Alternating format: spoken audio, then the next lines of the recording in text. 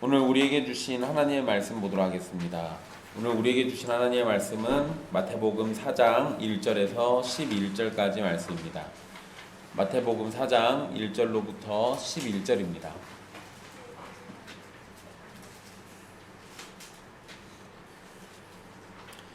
귀하신 하나님의 말씀 받들어서 읽도록 하겠습니다.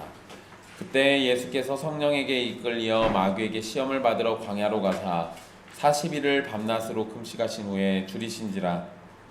시험하는 자가 예수께 나와와서 이르되 내가 만일 하나님의 아들이거든 명하여 이 돌들로 떡덩이가 되게 하라. 예수께서 대답하여 이르시되 기록되었으되 사람이 떡으로만 살 것이 아니요 하나님의 입으로부터 나오는 모든 말씀으로 살 것이라 하였느니라 하시니, 이에 마귀가 예수를 거룩한 성으로 데려다가 성전 꼭대기에 세우고 이르되 내가 만일 하나님의 아들이거든 뛰어내리라. 기록되었으되 그가 너를 위하여 그의 사자들을 명하시리니 그들이 손으로 너를 받들어 발이 돌에 부딪히지 않게 하리로다 하였느니라. 예수께서 이르시되 또 기록되었으되 주 너의 하나님을 시험하지 말라 하였느니라 하시니, 마귀가 또 그를 데리고 지극히 높은 산으로 가서 천하 만국과 그 영광을 보여 이르되 만일 내게 엎드려 경배하면 이 모든 것을 내게 주리라. 이에 예수께서 말씀하시되 사탄아 물러가라. 기록되었으되 주 너의 하나님께 경배하고 다만 그를 섬기라 하였느니라. 이에 마귀는 예수를 떠나고 천사들이 나와서 수종드니라. 아멘. 이 말씀은 살아계신 하나님의 말씀입니다. 지난 시간 예수님이 세례 요한에게 세례를 받은 장면을 함께 살펴봤습니다. 아무런 죄도 없으신 예수님께서 죄인인 우리를 대표해서 회개의 세례를 받으셨고, 그것이 하나님 앞에서 모든 의를 이루기 위한 일임을 살펴봤습니다. 이제 오늘 말씀은 예수님이 세례를 받으신 이후에 곧바로 받으신 시험에 대한 사건입니다. 예수님은 세례 요한에게 세례를 받고 성령이 임하고 하늘에서 하나님의 음성으로 하나님의 사랑하는 아들이라는 선언이 있고 난 뒤에 바로 성령님에게 이끌려서 마귀에게 시험을 받으러 광야로 가게 됩니다. 1절에서 이 1절에 보시면 이끌리어라는 단어가 있고요. 그리고 그 마지막 부분에 받으러라는 말이 있죠. 이 두 표현은 다 수동태로 사용되어 있습니다. 즉 이게 예수님이 시험을 받겠다고 스스로 가셨다라기보다 누군가에 의해서 끌려간 거죠. 그런데 이제 여기에서는 당연히 성령님이 하셨으니까 성령님에게 이끌려서 마귀에게 시험 받도록 이렇게 된 일입니다. 그러니까 예수님이 적극적으로 시험에 참여한 게 아니라 성령님이 적극적으로 예수님을 끌고 가신 거고, 예수님은 거기에 순종하면서 따라가신 모양새가 되는 겁니다. 우리는 보통 이 사건을 마귀가 예수님을 시험한 사건으로 봅니다. 그게 이 성경 원어에서 시험이라고 번역되어 있는 표현에는 시험 아니면 유혹, 이 두 가지 의미가 다 있습니다. 그래서 그게 대상이 누구냐, 그 주체가 누구냐에 따라서 시험이 될 수도 있고 유혹이 될 수도 있는데요. 마귀가 시험하는 거는 유혹을 의미합니다. 그러니까 마귀는 정말로 예수님을 유혹했고 하나님의 뜻에서 벗어나도록 했습니다. 하지만 이 과정의 시작을 성령님께서 이끄신다라는 것을 생각해 본다면 마귀의 유혹이 분명히 있었지만 하나님께서 마귀와 맞서 유혹을 이겨내시도록 예수님을 시험하고 계신다고 봐야 합니다. 그러니까 쉽게 말하면 마귀에 의해서는 유혹이고 하나님에 의해서는 시험인 사건입니다. 그러니까 이건 두 가지가 동시에 나타나고 있는 거죠. 물론 이 하나님께서 마귀에게 너 이렇게 해라고 시키진 않았을 거예요. 대신에 이렇게 유혹할 수 있도록 허용한 겁니다. 그러니까 마귀는 허용의 문이 열리니까 냉큼 가가지고 지금 자기가 할 수 있는 최선의 방법을 통해 가지고 유혹하고 있는 거예요. 여기에 등장하는 마귀는 이 디아볼로스라는 단어로 사용되어 있는데요. 디아볼로스, 이거 뭐 게임 같은 거나 만화 같은 데 보면은 악마로 나오는 이름입니다. 근데 이게 이 원래 의미는 고소하는 자예요. 그래서 성경에 보면 참소한다라는 표현이 자주 나옵니다. 참소하는 자 이렇게도 표현하고요. 디아볼로스를 의미하는 거예요. 그리고 비방하는 자라는 의미가 있습니다. 그러니까 여러분 뭐 그 만화 캐릭터나 게임 같은 데서 보면은 이 디아블로스라고 나오는 거 보면 되게 힘세고 막 싸움 잘하는 애로 나오거든요. 그런데 성경의 개념은요, 힘세고 싸움 잘하는 게 아니에요. 입으로 이렇게 떠드는 거예요.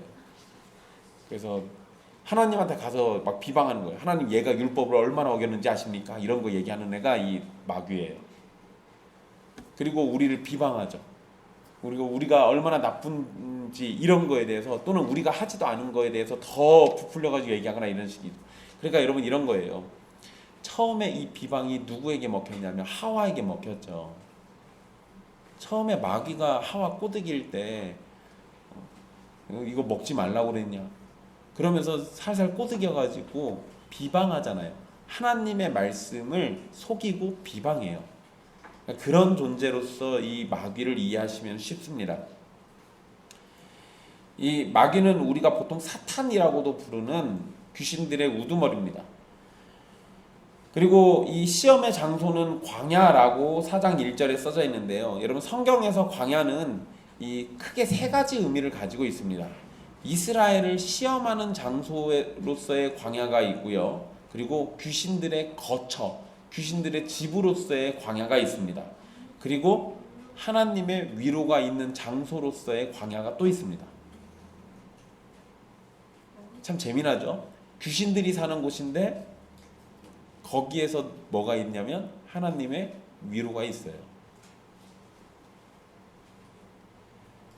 그러니까 다시 세 가지, 이스라엘을 시험하는 장소, 귀신들의 거처, 하나님의 위로가 있는 장소, 이렇게 세 가지 의미로 광야를 성경이 사용하고 있는데, 예수님이 시험 받으시는 광야에서는 이 세 가지가 다 나타납니다.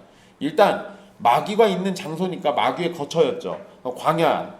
그리고 그곳에서 이스라엘을 대표해 가지고 시험을 받으셨습니다. 그러니까 이스라엘이 시험 받는 장소잖아요. 그리고 시험 받고 난 다음에 쉼을 얻으시면서 위로를 받으셨습니다. 그러니까 예수님의 이 사건, 시험 사건에서는 광야의 의미가 세 가지가 다 나타나고 있는 거예요. 이스라엘이 광야에서 시험 받았다라는 것은 신명기 8장 2절 그리고 29장 5절에 하나님이 광야로 인도하셨다라는 표현에서 알 수 있는데요. 이스라엘은 광야 40년 동안 하나님의 시험을 받게 되었습니다. 그리고 시험에 성공했나요? 실패했나요? 실패하죠. 시험에 실패합니다. 어느 정도로까지 실패했었냐면 하나님이 다 죽인다고 할 정도로 실패해요. 이스라엘은 광야에서 시험에 철저하게 실패합니다. 그런 상황 가운데 이제 예수님은 성령 하나님께 이끌려서 실패한 이스라엘을 대신해서 시험을 받게 되는 겁니다. 그런데 여러분, 시험에 실패한 게 이스라엘 말고도 또 누가 하나 또 있죠. 좀 더 위로 거슬러 올라가서 아담이 있죠. 아담. 그러니까 예수님이 받으신 시험은 두 존재를 대표해요. 시험에 실패했던 이스라엘을 대신하는 대표성을 띠고, 동시에 시험에 실패했던 아담을 대신하는 대표성을 띱니다. 특별히 사도 바울은 아담을 대표해서 시험 받으시고 둘째 아담으로서 우리에게 오셨다라는 것을 강조하죠. 그런데 그것뿐만 아니라 이스라엘 백성, 곧 하나님의 백성을 대표한다라는 의미도 분명히 있다라는 것을 기억해 두십시오. 그러니까 여러분, 쉽게 얘기하면 이런 거예요. 이스라엘 백성들이 실패했다. 그건 이제 과거의 이야기잖아요. 그런데 그러면 우리는 마귀의 시험에 성공할까요? 실패할까요? 사실 우리는 실제적으로는 날마다 실패하죠. 그런데 예수 그리스도 안에서는 성공한 개념이 됩니다. 그러니까 예수님이 우리를 대신해서 지금 우리가 받아야 할 시험도 예수님이 이 장소에서 다 치르고 계신 걸로 이해하시면 되는 거예요. 이 개념을 또 잘 기억해 두십시오. 예수님은 이 2절에 보니까 40일을 밤낮으로 금식하신 후에 주이신지라 라고 이렇게 되어 있습니다. 40일을 금식하셨어요. 여기에서 이 금식은 음식을 먹지 않는 것을 의미하는 겁니다. 그러죠? 40일 동안. 근데 여러분 혹시나 이슬람교 애들처럼 오해할까봐 성경이 친절하게 잘 써놨습니다. 밤낮으로 금식했다고 되어 있죠. 그 얘기는 저녁도 안 먹었다는 얘기예요. 이슬람교 애들은 금식할 때 해 떨어지면 먹습니다. 재밌는 애들이에요, 걔네들은. 그래서 해 떠 있는 기간에만 막 그 얼굴에다 재 같은 거 바르고 막 금식해요. 그리고 해 떨어지면은 기름진 걸 잔뜩 먹습니다. 해 뜨기 전까지. 그리고 금식했다고 그래요. 이런 거 금식 아니에요. 네. 네, 여러분 뭐 우리도 그런 거 비슷하게 하죠. 아침 9시부터 12시까지 하면은 아침 금식. 12시 넘으면 맛있는 거 먹잖아요. 그게 무슨 금식인가 싶기도 한데 어쨌든 네, 그냥 금식이라고 합시다 일단. 근데 여러분 여기 금식에서 물을 마시지 않는 것까지 포함하진 않습니다. 그러니까 이스라엘 백성들이 금식할 때 최소한 물은 마셨다는 거예요. 그러니까 예수님도 40일 동안 음식은 드시지 않았지만 물은 아마 마셨을 거예요. 왜냐면 사람이 물을 40일 동안이나 안 먹으면 죽습니다. 그렇잖아요. 40일까지 갈 필요도 없어요. 일주일 넘게 버티는 사람도 있긴 한데 어쨌든 하여간에 일주일 이내로 다 죽습니다. 거의 대부분 다 그래요. 그러니까 예수님이 이때 물은 마셨지만 음식은 드시지 않았다. 그러니까 마귀가 다른 걸로 시험하지 않고 음식 가지고만 시험하잖아요. 처음에 시험할 때 사실 여러분 이 지역은 물이 굉장히 귀한 지역이에요. 그런데 마실 물 얘기 안 하잖아요. 그 얘기는 예수님이 물은 드시고 계셨던 거예요. 그러니까 어쨌든 이 예수님의 금식 그리고 40일이라는 표현 때문에 우리는 생각나는 구약의 인물들이 종종 나타납니다. 일단 가장 대표적으로 40일 동안 금식한 존재 모세가 있죠. 모세가 있고요. 또 한 명 세 글자입니다. 엘리야예요. 엘리야. 모세와 엘리야가 40일을 금식하고 그리고 또 여러분 40이라는 숫자 때문에 이스라엘의 40년 광야 생활도 생각이 나게 돼요. 또 이거 광야기도 하고 그러니까 어쨌든 모세와 엘리야는 하나님과 교제하기 위해서 금식했었습니다. 이스라엘은 하나님이 정하신 약속의 땅으로 들어가고 하나님은 백성으로 변화하기 위해 성장하기 위해서 준비 기간으로 40년을 시간을 보냈어요. 그러니까 이러한 의미들도 이 시험 안에 담겨져 있을 것이다라고 우리가 생각하면 어느 정도 맞습니다. 그래서 여러분 예수님이 40일을 금식하시고 마귀에게 시험 받으신 건 아주 쉽게 얘기하면 하나님과 깊은 관계를 맺고 그 앞에 순전한 사람으로 있음을 드러내기 위함이에요. 하나님과의 교제를 위해서 모세와 엘리야가 40일 동안 금식했죠. 이스라엘 백성들이 40년 동안 광야 생활을 하면서 뭐 하는 겁니까? 약속의 땅에 들어가기 위한 준비를 하는 건데 그것이 뭘 의미하냐면 하나님과의 교제를 의미하고 있는 거예요. 그러니까 이렇게 생각해 보면 예수님이 40일 동안 일단 금식하셨던 거는 이러한 과정들과 마귀의 시험을 통해서 하나님과 더 깊은 관계에 들어가고자 하기 위함이에요. 그런데 여러분 여기에서 우리가 또 한 가지 의문이 들죠. 일체이신 두 분이 굳이 무슨 더 깊은 관계가 뭐가 필요해요?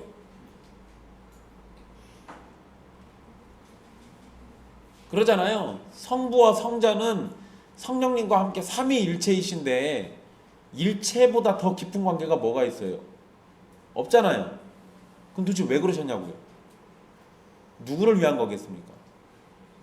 우리를 위한 거죠. 우리를 위한 거. 예수님의 금식조차도 단순히 마귀에게 시험 받으려고 한 그러는 게 아니라 우리가 하나님과 더 깊은 관계를 맺을 수 있도록 해주시기 위해서 우리의 대표로서 그렇게 금식하고 계신 거예요. 그러니까 시험 받는 그 장면만 중요한 게 아니라 예수님이 금식하신 것도 엄밀히 얘기하면 우리를 위한 예수님의 크신 사랑이 거기에 담겨져 있는 거죠. 그러니까 우리한테는 그것도 너무나 귀한 일입니다. 2절에 40일을 금식하신 예수님의 상태를 줄이신지라라고 이렇게 표현하고 있습니다. 이것은 예수님이 우리와 같은 상태의 사람임을 분명히 알려주는 표현입니다. 예수님이 완전한 사람이시니까 굶게 되면 우리처럼 기운이 빠지고 몸이 망가지게 됩니다. 그 여러분 40일이나 금식하면은요 정상적인 생각도 하기가 어려워요. 40일이나 금식하면. 그렇죠. 일반적으로는 40일 금식하면 죽기도 많이 죽습니다. 근데 여러분 그 안 죽는 사람들도 많아요. 40일 금식 기도하시는 분들이 종종 있어요. 그거 정하고 싶으시면 남원에 가면 무슨 금식 기도원 하는 데 있어요. 거기 가면 날짜 정해놓고 금식해야 하는데 날짜 되기 전까지 원장님이 놔두지 않습니다. 원하시면 거기 가셔가지고. 아니 저는 안 갔어요. 저 동기가 거기 갔는데 3일 있다가 도망 나왔어요. 간다고 그러니까 못 가게 해가지고 야밤에 탈출을 했다고 그래요. 탈출해서 전주로 와가지고 밥 먹고 갔어요. 어쨌든 네. 여러분 그 예수님께서 40일을 금식하시면서 이 기간 사실 뭐 더하면 더 그랬겠지만 40이라는 숫자가 갖고 있는 의미가 있으니까 40일 동안 딱 금식하시고 그러면 그 상태에서 보면 예수님은 인간적으로 사람의 상태로 봤을 때 가장 연약한 상태예요. 그러니까 힘이 넘치고 지혜가 충만하고 막 이런 상태에서 시험을 받은 게 아니라 인간적으로는 가장 연약한 상태에서 시험을 받으신 거예요. 그런데 성경에 표현은 안 돼 있지만 예수님은 인간적으로는 가장 연약한 상태지만 성령으로는 충만하신 상태였을 겁니다. 그러니까 사람의 기준으로 놓고 봤을 때는 이 시험은 반드시 질 시험이에요. 그런데 하나님의 뜻대로 보면 질 시험이 아닌 거죠. 계속 보도록 할게요. 3절에서 마귀는 그 마태가 마귀를 시험하는 자라고 이렇게 부릅니다. 시험하는 자가 이렇게 불러요. 그러니까 마귀의 정체를 시험하는 자라고 부르면서 그가 사람들을 시험해서 유혹에 빠지도록 만드는 존재라는 것을 밝힙니다. 그러니까 여러분 하와도 시험했고 아담도 그 시험에 똑같이 걸려 넘어지는 거고 그 이후에 가인 같은 경우도 죄가 문 앞에 엎드려 있을 때 마귀 얘기는 없지만 거기에서 마귀의 시험이 있었던 거예요. 유혹하고 있는 거죠. 사람의 모든 시험은 이 악한 시험은 다 이 마귀가 하고 있는 겁니다. 그래서 마귀의 존재를 시험하는 자라고 부르고 있어요. 게다가 시험하는 자라는 이 표현은 이후에 예수님을 시험하는 종교 지도자들이 누구에게 속하였는지를 알려주는 표현이기도 합니다. 자꾸만 예수님을 시험하려고 사람들을 보내요. 그건 뭐겠어요? 믿지 않고 시험하려고 하는 자. 딱 마귀에게 속한 자들이에요. 딱 마귀에 속한 자들. 여러분들이 복음을 전하려고 할 때 꼭 이것저것 시험하듯이 질문하는 사람들이 있어요. 그러면은 여러분들이 복음 전하다가 지치시기도 하거든요. 어찌 때는 짜증도 나기도 하고요. 화가 날 때도 있어요. 근데 여러분 그럴 때 우리가 그 사람들을 마귀에게 지금 붙들려서 저러는가 보다 생각하면 불쌍히 여길 수 있습니다. 그러니까 복음 전하실 때 여러분들한테 이상한 소리하고 막 이상한 말하고 그거 낙담하지 마십시오. 오히려 불쌍히 여겨야 돼요. 성령에게 속한 자를 만나니까 마귀에게 속한 자가 발악하는구나 이렇게 생각하시면 마음이 좀 더 편안해지실 겁니다. 어쨌든 마귀는 예수님에게 이제 시험을 하는데요. 첫 번째 시험, 그 첫 번째 시험이 3절에 기록되어 있습니다. 여러분 마태복음에 나와 있는 시험하고 누가복음에 나와 있는 시험은 이 순서가 약간 좀 달라요. 근데 순서는 사실 중요하지 않습니다. 그냥 이 어떤 내용으로 시험했느냐가 훨씬 더 중요한 거죠. 일단 우리 마태복음을 보고 있으니까 마태복음의 순서대로 그냥 말씀해 드릴게요. 일단 마귀는 예수님에게 내가 만일 하나님의 아들이거든 이라고 이렇게 말을 시작합니다.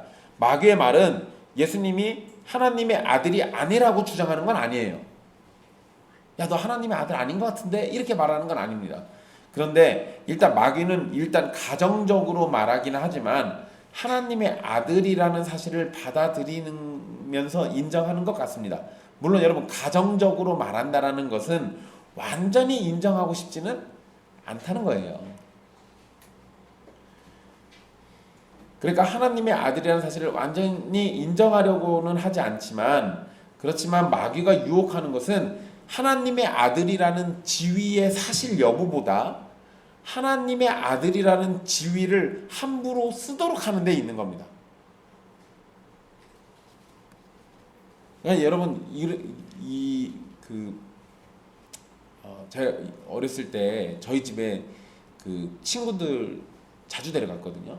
제가 저희 집에 친구들 왜 데려갔을 것 같아요? 우리 집이 짜장면 집이라서 그랬어요. 제가 우리 집 짜장면 집 한다 그러면 친구들 중에는 안 믿는 애들도 있었습니다. 그럼 믿게 하려고 하면 어떻게 해야 돼요? 우리 집 데려가서 짜장면 먹이면 되지.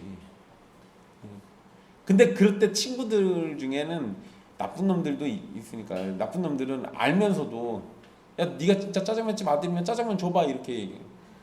그럼 걔가 저한테 짜장면집 아들인 걸 의심하겠어요? 의심해서 그 얘기를 하는 게 아니라 그 뒷말 짜장면 줘봐가 더 중요한 거잖아요. 그러니까 이것도 지금 그거랑 비슷한 거예요. 하나님의 아들이거든이라고 얘기했을 때 사실 너 진짜 하나님의 아들 맞아? 이걸 의심한 게 아니라 가정적으로 완전히 인정하고 싶진 않지만 그런데 네가 하나님의 아들이거든이라고 하면서 뒷말이 더 중요한 거예요. 그러니까 지금 그 지위를 이용해서 하나님의 아들이라는 지위를 이용해서 그 뒤에 그거 해. 요거 지금 하는 겁니다. 예수님이 이 땅에 오신 목적은 분명합니다. 예수님은 자기 백성들을 그들의 죄에서 구원하러 오셨죠. 그래서 하나님의 아들이라는 지위도 구원을 위한 일을 위해서 사용하십니다. 그래서 예수님이 세례 받으시는 장면에서 하나님의 아들이라는 것이 선언됐었잖아요. 예수님의 영광을 드러내기 위함이 아니라 예수님이 택한 백성들을 구원하시기 위한 사역의 첫걸음에서 그 모든 순종이 하나님의 사랑하는 아들이 하나님의 기쁨을 위해서 하시는 일임을 드러내기 위함이었어요. 그러니까 이미 하나님의 아들인 거는 선언됐던 일이에요. 이거를 마귀가 와서 부정한다고 그래가지고 없던 일이 되는 것도 아닙니다. 그런데 제가 지난주에 말씀드렸던 것처럼 다른 순간이 아니라 예수님이 우리를 위해서 회개의 세례를 받는 그 순간, 그러니까 구원의 사역을 시작하는 그 순간에 하나님의 아들이라고 선포됐잖아요. 그러니까 하나님의 아들이라는 그 지위는 지금 예수님이 이 땅에 있는 동안은 무엇을 위한 거예요? 택한 백성들을 구원하시기 위해서 그 지위를 사용하신다고요. 그런데 지금 마귀가 무슨 짓을 하고 있냐면 바로 그 점을 비틀어 가지고 예수님이 하나님의 아들이라는 지위를 바로 자기 자신을 위해서 이기적으로 사용하도록 유혹하는 겁니다. 마귀는 금식해서 배가 매우 고프신 예수님을 향해서 돌들이 떡덩이가 되도록 명령하라고 말합니다. 40일 동안 음식을 먹지 못한 상태이기 때문에 음식이 매우 필요한 상태였습니다. 그리고 예수님은 음식이 매우 먹고 싶었을 것이 분명합니다. 그러잖아요. 사람인데 40일을 금식했는데. 근데 여러분 사실 예수님이 돌을 떡이 되게 하시는 것이 범죄일까요? 범죄, 여러분 그게 무슨 범죄입니까? 아니면 성경에 그거 하지 말라고 써 있어요? 그런 말 없잖아요. 그러잖아요. 그러니까 돌이 떡이 되게 하는 것 그 자체는 범죄가 아니에요. 그런데 지금 삶의 방식을 어떻게 할 것인지를 마귀는 시험하는 겁니다. 그러니까 돌이 떡 되게 하는 것 자체가 범죄인 건 아니에요. 계속 들어보세요. 굶주린 예수님이 자신을 위해서 돌이 떡이 되게 할 수 있습니다. 하지만 성자 하나님은 이 땅에 육신을 입고 오셔서 순전히 하나님의 뜻을 따라서 살기 위해 오셨어요. 그리고 지금 자기 백성들의 대표로 마귀를 대하고 계시잖아요. 그러면 이 상황은 모든 성도가 굶주린 것 같이 육신의 필요가 있을 때 하나님의 방식대로 살아갈 것이냐 사람의 방식대로 살아갈 것이냐를 시험하는 거예요. 하나님의 뜻대로 살 것이냐 아니면 필요하다면 니들 마음대로 살 것이냐 이거라고요. 지금 마귀가 그런 거 얘기하고 있어요. 여러분 40일 동안 금식한 사람한테 제일 필요한 게 뭡니까? 당연히 음식이죠. 40일을 못 먹었는데. 그러니까 이렇게 보면 예수님에게는 지금 필요한 것을 채우라고 얘기하고 있는 거예요. 그 자체는 범죄가 아니라고요. 그런데 그것을 채우기 위해서 이 땅에 오신 목적과 상관없는 일을 하시면 그거는 범죄가 돼요. 하나님의 의를 온전히 이루지 못하는 게 된다고요. 그러니까 예수님이 그거를 선택하지 않아요. 예수님은 마귀의 유혹에 신명기 8장 3절의 말씀으로 답하십니다. 신명기 8장 3절의 배경은요, 하나님께서 이스라엘을 40년 동안 광야길을 걷게 하신 것을 기억하라는 말씀과 함께 주어진 말씀인데, 하나님은 의도적으로 광야에서 40년 동안 지내도록 하시면서 그들을 낮추시고 시험하시며 하나님만을 의지하도록 가르치셨습니다. 다른 게 목적이 아니었다고요. 니네 말 안 들었으니까 40년 동안 뺑뺑이 돌아 이거 시켜가지고 거기 40년 동안 광야 생활 한 게 아니에요. 하나님의 주된 목적은 낮추시는 거였어요. 하나님의 뜻대로 하지 않으려고 하는 그들의 교만을 꺾고 낮추셔서 하나님의 백성답게 하시기 위함이 목적이었다고요. 그리고 무엇보다 하나님을 의지하도록 하는 게 목적이었습니다. 40년 동안 광야 생활할 때 이스라엘 백성들이 경험했던 일들이 뭐였어요? 옷이나 신발이 닳았습니까? 아니요, 그러지 않았어요. 먹을 음식이 없었습니까? 아니요, 그것도 아닙니다. 물이 없었어요? 아니요, 물 없으면 반석을 쳐가지고 쪼개서 물이 나왔어요. 40년 동안 이스라엘 백성들이 뭘 배웠냐면, 우리가 필요한 모든 것은 아무것도 없는 광야에서조차도 하나님이 다 채우신다였어요. 그러니까 우리는 누구만 의지하면 된다예요. 하나님만 의지하면 된다. 그거를 40년 동안 가르쳐 주셨다고요. 왜 40년 동안이나 걸쳐서 가르쳐 주셨을까요? 1, 2년 배운다고 다 압니까? 그게 잘 안 되잖아요. 그러니까 한 세대가 다 죽을 때까지 40년이라는 세월을 동안 계속해서 알려주셨던 거예요. 그 기간 동안 이스라엘은 굶주리기도 했고 목마르기도 하면서 낮아짐을 경험했지만 동시에 그들을 만나주신 하나님을 경험하기도 했습니다. 그러니까 예수님은 음식이 중요하지 않다고 말씀하신 것이 아니에요. 이 상황에서 사람에게 음식은 중요한 수단입니다. 그러나 그것보다 더 중요한 것은 여호와의 입에서 나오는 말씀이라는 거예요. 그래서 사람이 떡으로 살 것이 아니라 하나님의 입으로부터 나오는 모든 말씀으로 살 것이다 라고 얘기하는 겁니다. 사람은 떡으로만 살 수 있는 존재가 아니에요. 떡도 필요하지만 더 중요한 건 하나님의 말씀이라는 거예요. 그러니까 우리는 하나님의 말씀을 의지해서 살아가는 존재들이다라는 것을 기억하라는 거죠. 신명기에서 이 말씀이 언급될 때 하나님은 이스라엘이 하나님을 의지하면서 살아가야 한다는 것을 전하려고 하셨던 겁니다. 예수님은 정확히 그 의미로 답하신 거예요.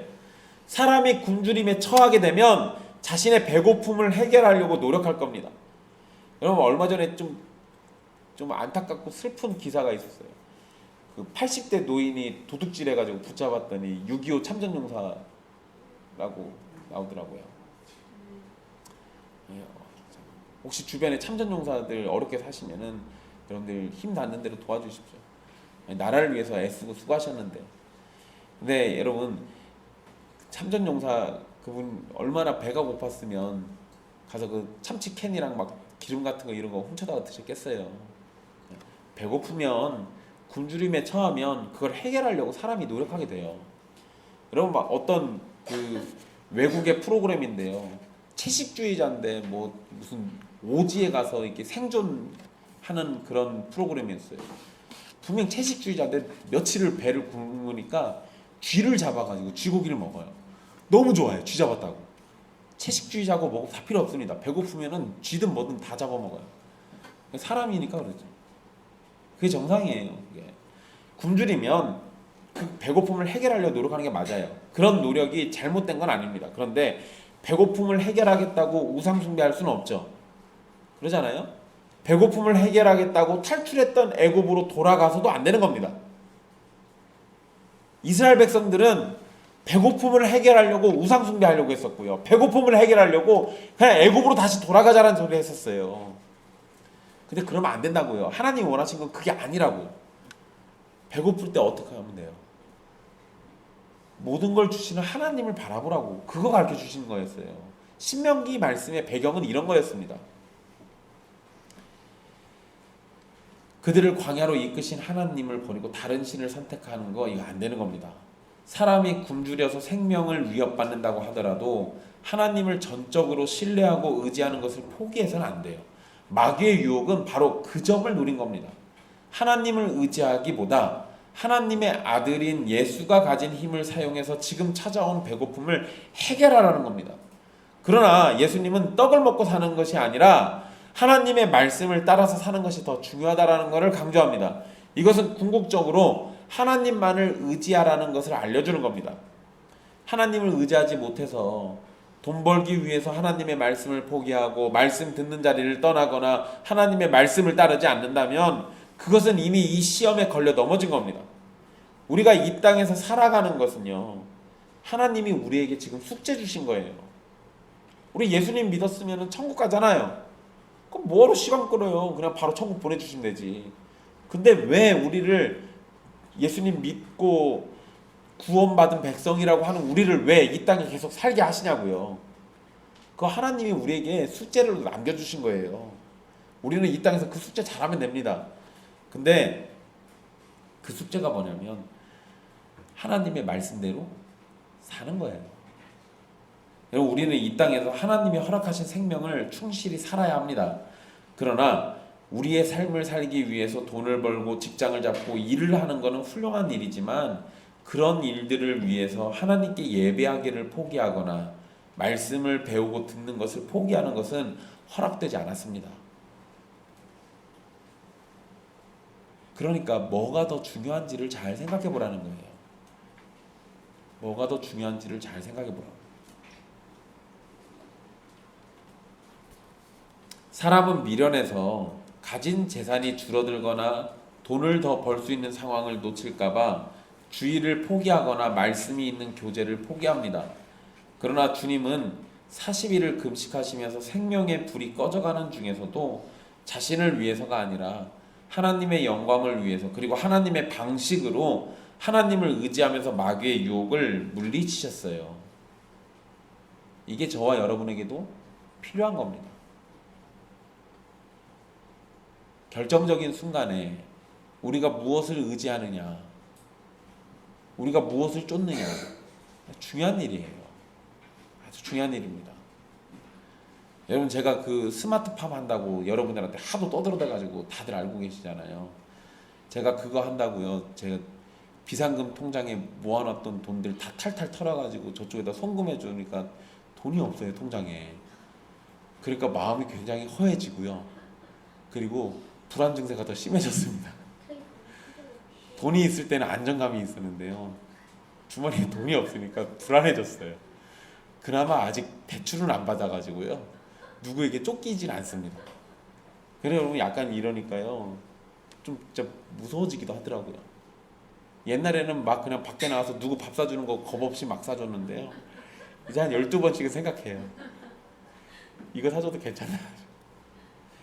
근데 여러분, 제가 돈이 이렇게 사실 제가 이렇게 돈을 많이 가지고 있었던 적도 얼마 되지 않아요. 그 이전에는 더 어렵게도 살기도 했었으니까. 근데 돈이 있다가 줄어드니까 그 불안함이라는 게 생기더라고요. 근데 그러면서 덜컥 겁이 났어요. 아, 돈이 없어져서 불안해서 내 영혼이 떨고 있는 게 때로 하나님을 멀리하면서 내 영혼이 자유롭게 사는 거에 대해서는 이렇게 떨어본 적이 없는 것 같은데, 아, 이거 내가 돈보다 하나님을 뒤로 하고 있었나 보다, 나한테는 돈이 우선이었나 보다, 이런 생각이 들더라고요. 여러분, 저도 반성하고 여러분들도 그런 일이 없기를 바랍니다. 우리에게 돈이 있든지 아니면 돈을 벌 수 있는 그런 상황들이 사라지든지 어떠한 처지에 된다 하더라도요, 하나님을 의지하는 것을 포기하지 마십시오. 그게 우리에게는 제일 우선입니다. 하나님을 의지하는 가운데 최선을 다해서 돈을 벌 수 있도록 하시면 돼요. 돈 버는 일 때문에 하나님만을 바라보는 거에서 시선을 놓치면, 그러면 물에 빠져서 죽어가는 베드로처럼 되는 상황이 되는 거예요. 그런 일이 벌어지지 않도록 여러분들의 영혼의 눈을 항상 하나님께로 고정해 두십시오. 첫 번째 시험이 끝나고 난 다음에 이 첫 번째 유혹이 끝나고 마귀는 예수님을 성전 꼭대기에다가 세우게 됩니다. 그게 이제 5절 말씀인데요. 5절에 거룩한 성이라는 말은 마태복음 27장 53절에 나온 표현처럼 예루살렘을 의미합니다. 그러니까 예루살렘 성전에 지금 예수님을 데리고 간 거예요. 즉 마귀는 이 예루살렘에 있는 성전 꼭대기에다가 딱 세워놓고 두 번째 유혹을 하는 겁니다. 이번에도 마귀는 내가 만일 하나님의 아들이거든 이라고 6절에 이렇게 표현하죠. 그러면서 네가 하나님의 아들이거든 뛰어내리라 이렇게 말합니다. 여전히 마귀는 예수님이 하나님의 아들이라면 이라는 말을 붙이면서 유혹합니다. 이번에도 하나님의 아들이심을 의심한 것이 아니라 하나님의 아들이심을 이용해서 자신을 위하라는 거예요. 그러니까 이 초점은 거기에 가 있는 거예요. 사실 여러분 그냥 성전 꼭대기에서 야 너 뛰어내려봐 이렇게 얘기하면 누가 해요 이걸? 아니 누가 어떻게 그냥 뛰어내려? 승환아 너 못 뛰어내려. 성전 꼭대기에서 야 뛰어내려봐 이러면 누구든지 안 합니다. 제정신이라면 아무도 안 해요 그거. 그런데 마귀는요 이 황당한 명령에다가 말을 좀 더 붙여요. 일단 하나님의 아들이거든 뛰어내리라 이렇게 해놓고는 그 뒷말에 뭐라고 합니까? 기록되었으되 라고 하죠.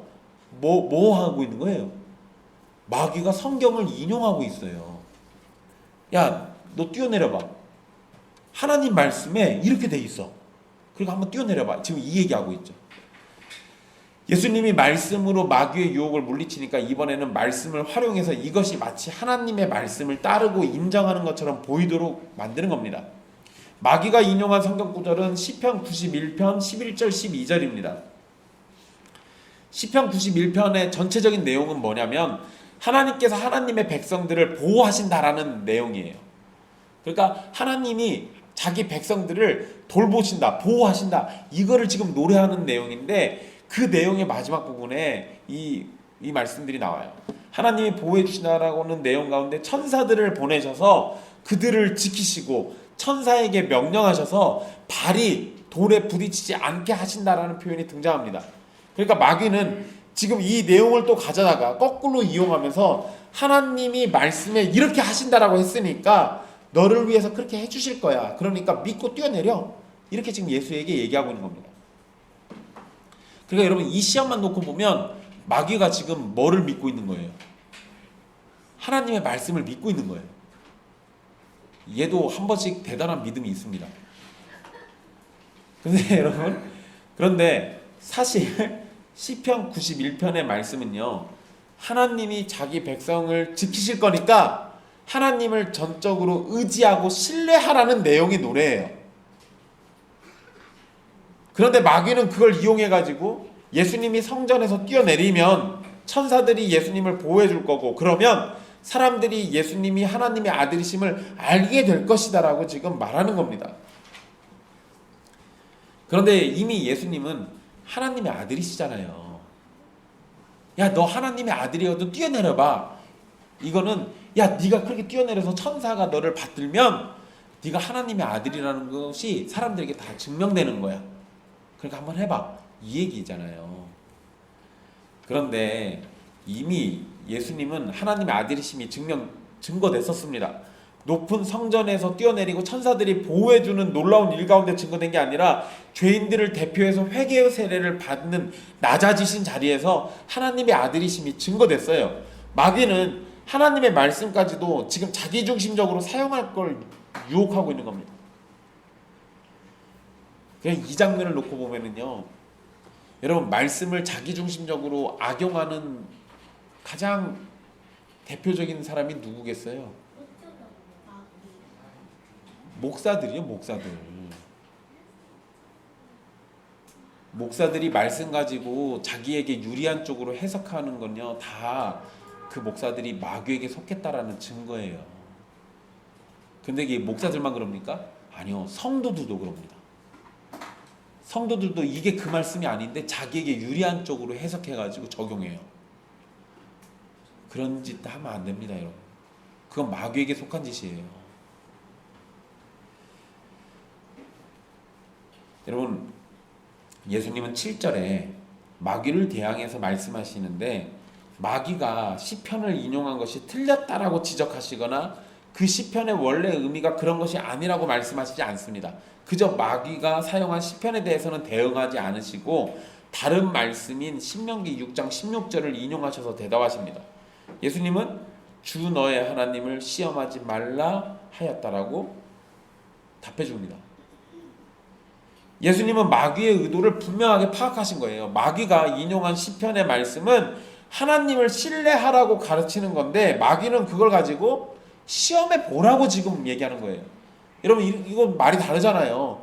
하나님이 내가 너희를 이렇게 해줄 거니까 너희는 어떤 식으로든 나를 신뢰해야 돼 이렇게 가르쳐줬는데 마귀는 야 말씀에 이랬으니까 너 한번 뛰어내려봐 이거잖아요. 여러분 이거 신약 성경에 있는 개념대로 하면요 뭐랑 비슷하냐면 예수님이 나중에 그러시잖아요. 독사를 집어도 독사에게 물려도 안 죽는다 이런 소리 하시잖아요. 그러니까 여러분 현대 목사 중에요 진짜로 독사 집어 들였다가 물려서 죽은 사람도 있어요. 아니 그걸 왜 문자대로 이해를 해요. 독사를 집어도 물려도 죽지 않는다라고 하신 건 뭐예요? 하나님이 보호하신다라는 의미지. 그 진짜로 독사를 들으라는 소리예요 그게. 미련한 거예요 그거는. 미련한 거라고요. 그러니까 지금 시편의 말씀은 하나님을 절대적으로 신뢰하라는 의미가 있는 거지 진짜로 성전에서 뛰어내리라는 소리가 아니에요. 그런데 마귀는 그거를 그런 식으로 악용하고 있는 겁니다. 그러니까 시험하는 일이 벌어진 거잖아요. 하나님을 시험하고 있잖아요. 그러니까 예수님이 말씀을 인용해서 시험하지 말라고 얘기하신 거예요.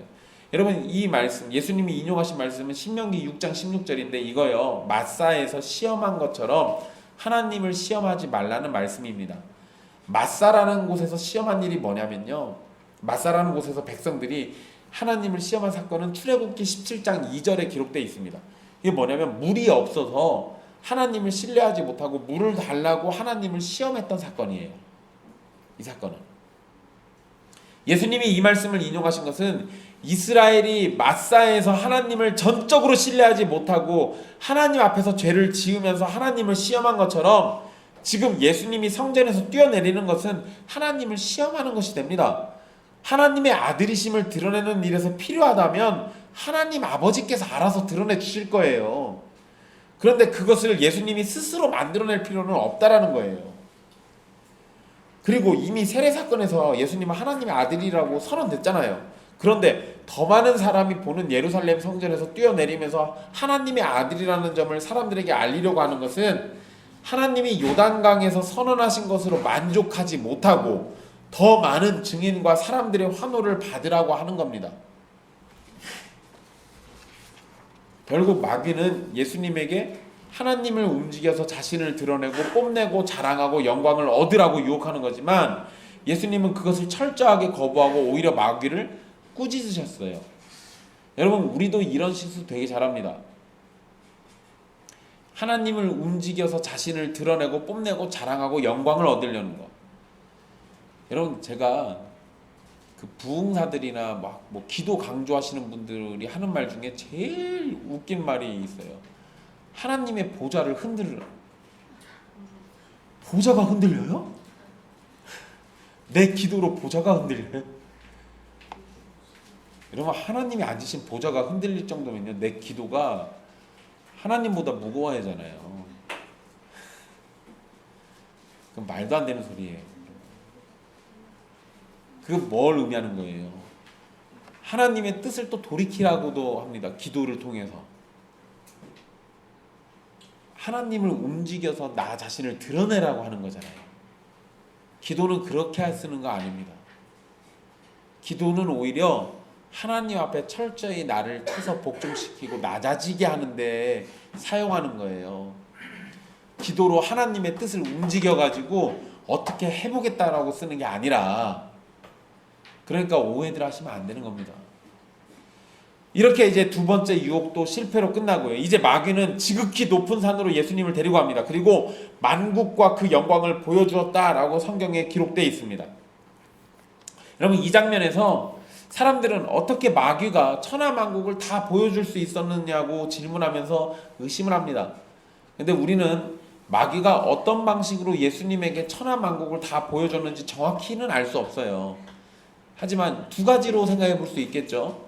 환상 가운데 이렇게 했을 수도 있고, 또는 이 마귀가 자신의 능력을 사용해서 짧은 시간에 천하만국을 예수님 데리고 다 돌아다녔을 수도 있습니다. 근데 여러분, 환상 가운데 보여주었든 실제로 보여주었든 사실 이게 중요한 게 아니라 마귀가 그것을 통해서 예수님을 유혹하고 있다는 게 중요한 거죠.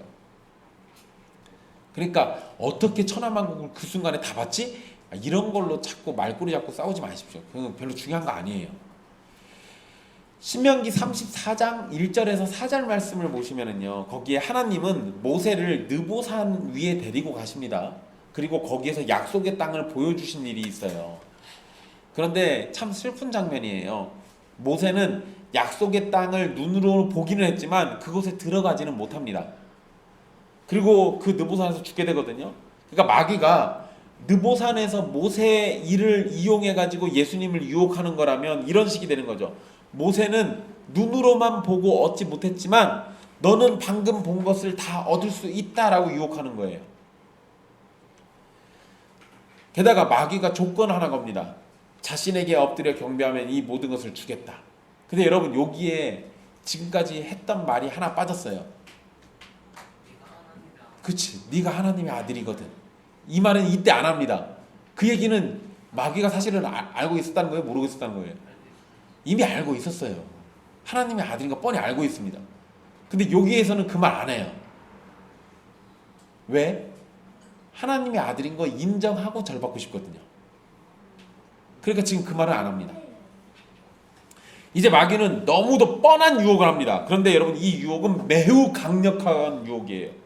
왜냐하면 지금 마귀는 자신이 손에 쥐고 있는 것을 다 예수님에게 주겠다라고 얘기하는 거거든요.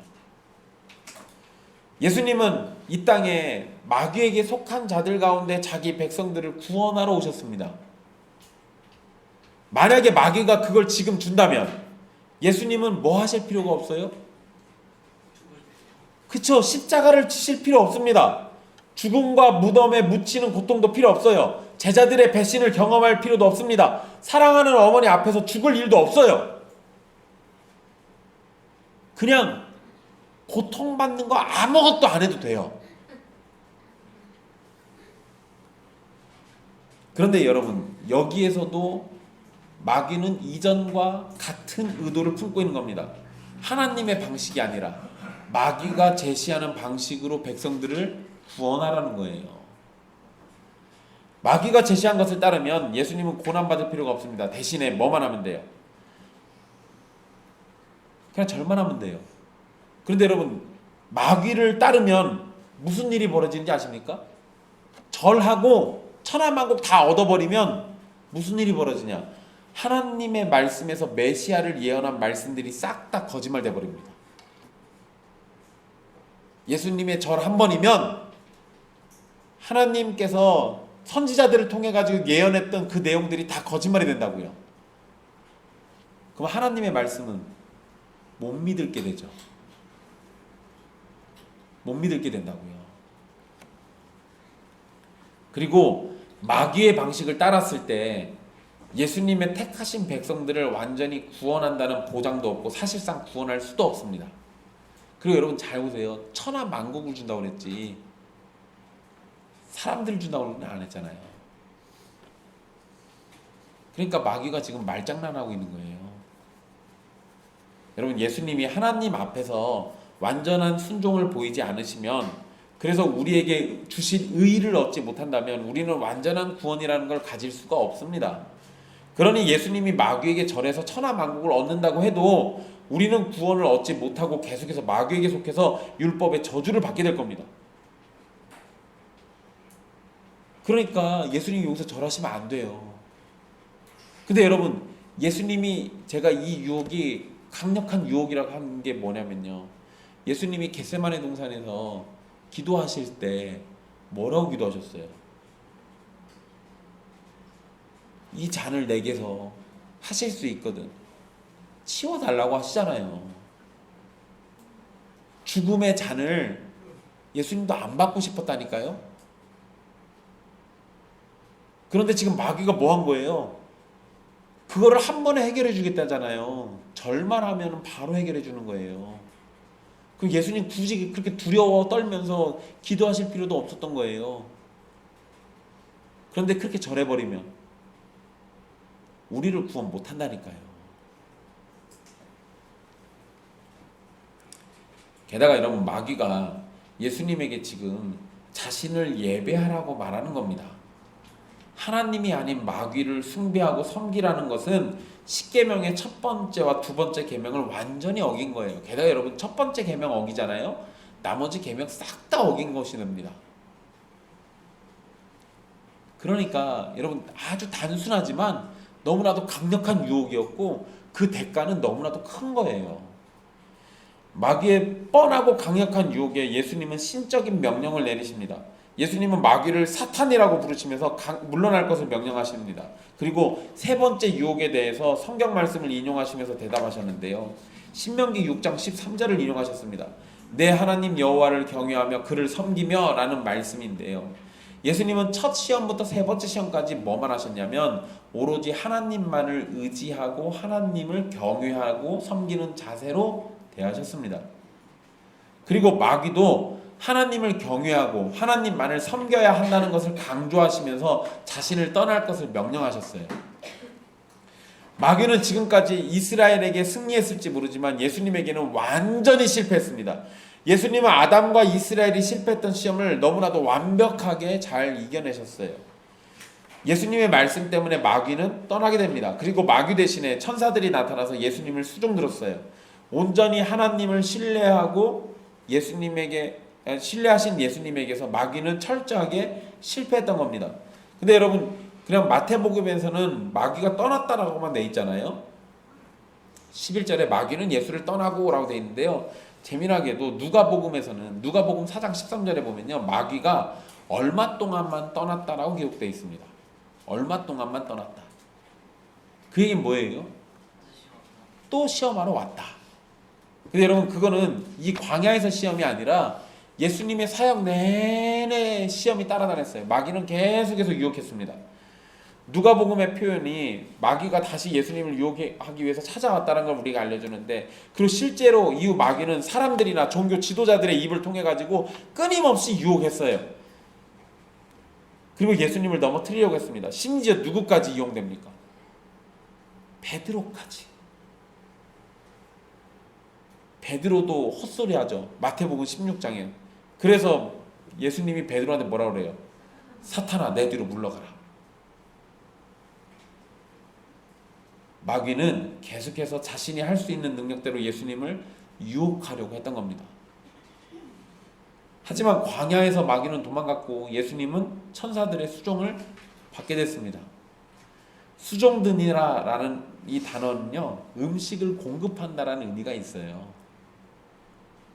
그러니까 천사들이 음식을 갖고 와서 예수님을 접대했다라는 의미도 되는 거예요. 여러분, 조금만 참으면 음식 먹을 수 있는 거예요. 그런데 여러분, 대부분 사람들은 어떡하죠? 그 조급을 못 참아가지고 사고치고 범죄합니다. 여러분, 천사가 와서 수종 들었다는 거는요, 하나님의 아들이심이 또 증명된 거잖아요. 하나님이 보호하신다라는 거 또 증명된 거잖아요. 천사들이 와서 수종 드는 거 보니까 온 천하의 왕이시라는 거 또 증명된 거잖아요. 세 가지 시험에서 요구되는 거 이 장면 하나로 다 끝나는 겁니다. 조금만 참고 이겨내면 다 드러날 수 있는 것을, 그걸 못 참아가지고 우리 사람들은 꼭 범죄하죠. 예수님과 우리의 차이예요. 마귀는 유혹하지만 천사는 수종드는 것을 대조적으로 이렇게 볼 수 있습니다. 여러분, 우리는 오늘 말씀을 통해서 예수님이 어떻게 마귀에게 유혹을 받으셨고 어떻게 이기셨는지를 살펴봤습니다. 예수님은 전적으로 하나님만을 의지했고 하나님의 말씀을 따르셨습니다. 이에 대한 구체적인 내용은 다음 주에 한 번 더 살펴보도록 할게요.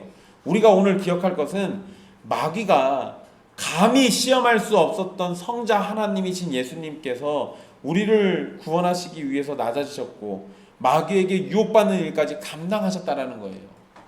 마귀 따위가 감히 시험할 수 없는 그런 존재이신 예수님이 우리를 위해서 낮아지셔서 시험을 받으셨어요. 사실 여러분, 하늘나라에서 마귀가 하나님한테 함부로 말 붙일 수 있을까요? 허락받지 않으면 꿈도 꾸지 못할 일이죠. 근데 그런 꿈 같은 일을 지금 마귀는 광야에서 예수님을 상대로 마음껏 하고 있었다고요. 근데 왜 예수님이 이런 치욕을 왜 당하셨겠어요? 우리 때문에.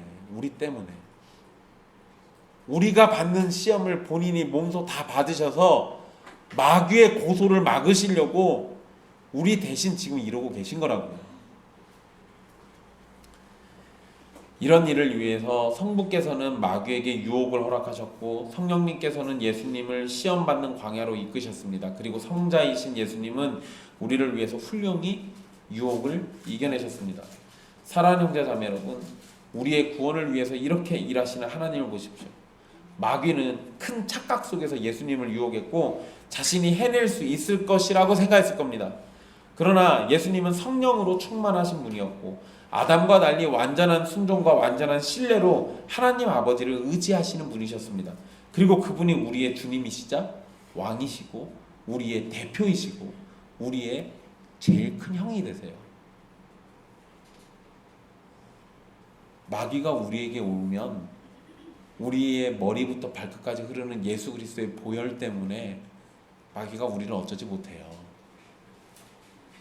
그게 가능한 것이 뭡니까? 예수님이 이렇게 가장 낮아지고 연약한 자리에서까지 시험 받으시면서 그걸 다 이겨내셨다고요. 우리를 구원하시기 위해서 이 모든 시험을 감당하신 예수님을 찬양하십시오. 그리고 예수님을 전적으로 사랑하고 믿고 신뢰하십시오. 그분이 마귀의 유혹을 물리치신 것처럼 우리에게 오는 모든 유혹도 이겨내 주실 거고 이기도록 우리와 함께 해주실 겁니다. 예수님의 사랑을 받는 여러분, 예수님과 함께 마귀를 이기십시오. 이미 예수님이 이기셨기 때문에 우리는 예수님 안에서 얼마든지 마귀를 이길 수 있습니다.